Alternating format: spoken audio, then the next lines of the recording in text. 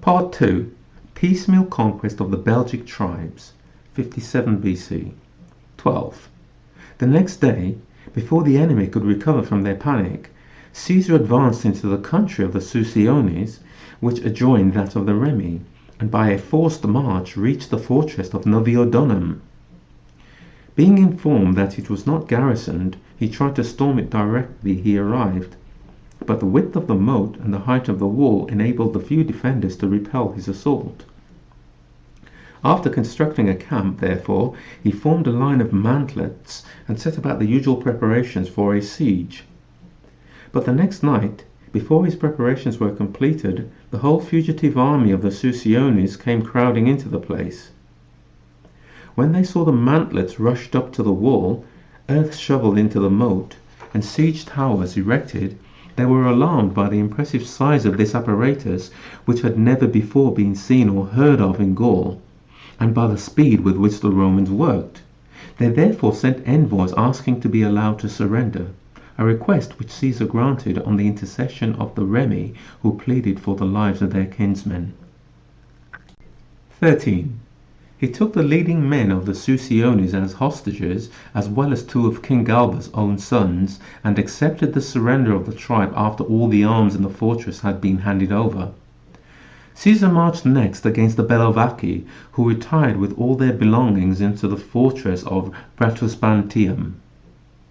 When his army was about 5 miles off, all the older men came out and signified by supplicatory gestures and cries that they placed themselves at his mercy and were not offering resistance. In the same way, when he marched close to the fortress and began to make a camp, the women and children appeared on the wall with arms outstretched in their habitual manner of entreaty and begged for peace. 14.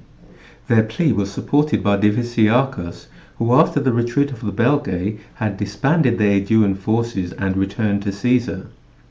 He said that the Bellovaci had always lived under the friendly protection of the Aedui until their leading men induced them to sever the connection and take up arms against Rome by telling them that the Aedui were enslaved by Caesar and had to endure every kind of ill usage and humiliation.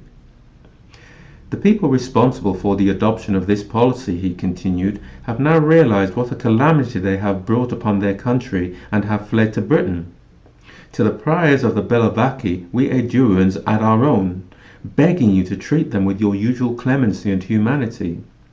By so doing you will enhance our prestige with all the Belgic tribes, a matter of importance to us because we always rely on their troops and resources to see us through any war in which we are involved. 15. Caesar said that he would spare the Bellovaci and accept their submission out of respect for Diviciacus and the Aedui, but as the tribe was very influential among the Belgae and had the largest population, he demanded 600 hostages. When these had been handed over and all the arms in the fortress collected, he marched into the territory of the Ambiani, who at once surrendered unconditionally. The Ambiani were neighbours of the Nervi, about whose character and habits Caesar made inquiries. He learnt that they did not admit traders into their country and would not allow the importation of wine or other luxuries because they thought such things made men soft and took the edge off their courage. That they were a fierce, warlike people who bitterly reproached the other Belgae for throwing away their inheritance of bravery by submitting to the Romans, and vowed that they would never ask for peace or accept it on any terms. 16. After 3 days' march through Nervian territory, Caesar learned from prisoners that the river Sambre was not more than 10 miles from the place where he was encamped, and that all the Nervian troops were posted on the farther side of it awaiting the arrival of the Romans. Already with them in the field, he was told, were their neighbours the Atrebates and the Viromandui, whom they had persuaded to try the fortune of war along with them. And they were expecting to be joined by the forces of the Atuatuci, who were already on their way. They had hastily thrust their women and all who were thought too young or too old to fight into a place which marshes made inaccessible to an army. 17. On receiving this information, Caesar sent forward a reconnoitring party, accompanied by some centurions to choose a good site for a camp. A large number of Gauls, including some of the Belgae who had surrendered, had attached themselves to Caesar and were marching with the troops. Some of these, as was afterwards ascertained from prisoners, had observed the order in which our army marched during the previous days, and at night made their way to the Nervi and explained to them that each legion was separated from the following one by a large baggage train, so that when the first reached camp, the others would be far away. It would be quite easy to attack it while the men were still burdened with their packs, and when it was routed and its baggage plundered, the others would not dare to make a stand. There was one thing that favoured the execution of the plan suggested by these deserters. The Nervi have virtually no cavalry. To this day they pay no attention to that arm, their whole strength consisting of infantry. So long ago they devised a method of hindering their neighbours' cavalry when it made plundering raids into their territory.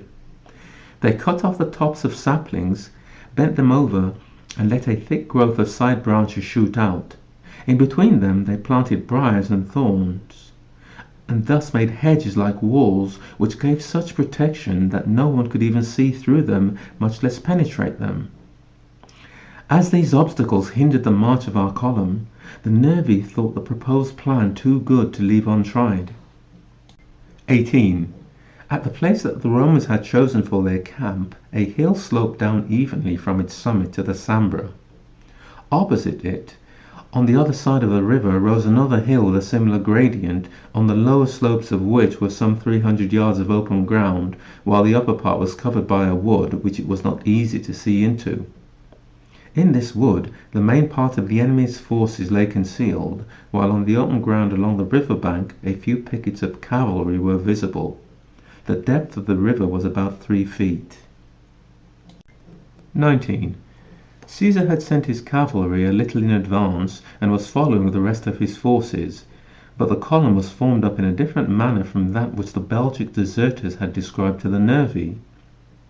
In accordance with his usual practice when approaching an enemy, Caesar marched at the head of the column with 6 legions, unencumbered by heavy baggage. Then came the transport of the entire army, protected by the 2 newly enrolled legions which brought up the rear. First of all, our cavalry crossed the river with the slingers and archers and engaged the enemy's horsemen. These kept on retiring into the wood where their comrades were, then reappearing to charge our troops, who dared not pursue them beyond the end of the open ground. Meanwhile the 6 legions that were the first to arrive measured out the ground and began to construct the camp. The Gauls concealed in the wood had already formed up in battle order and were waiting full of confidence. As soon as they caught sight of the head of the baggage train, the moment which they had agreed upon for starting the battle, they suddenly dashed out in full force and swooped down on our cavalry, which they easily routed. Then they ran down to the river at such an incredible speed that almost at the same moment they seemed to be at the edge of the wood in the water and already upon us.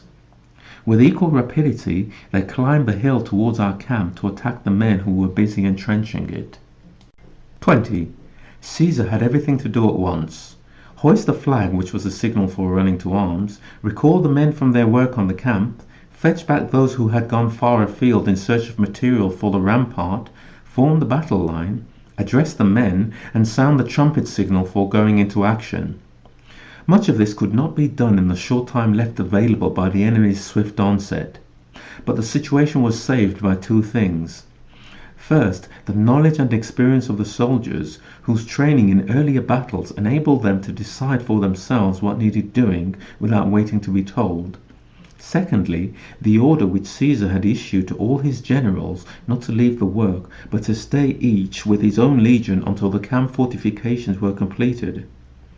As the enemy was so close and advancing so swiftly, the generals did not wait for further orders, but on their own responsibility took the measures they thought proper.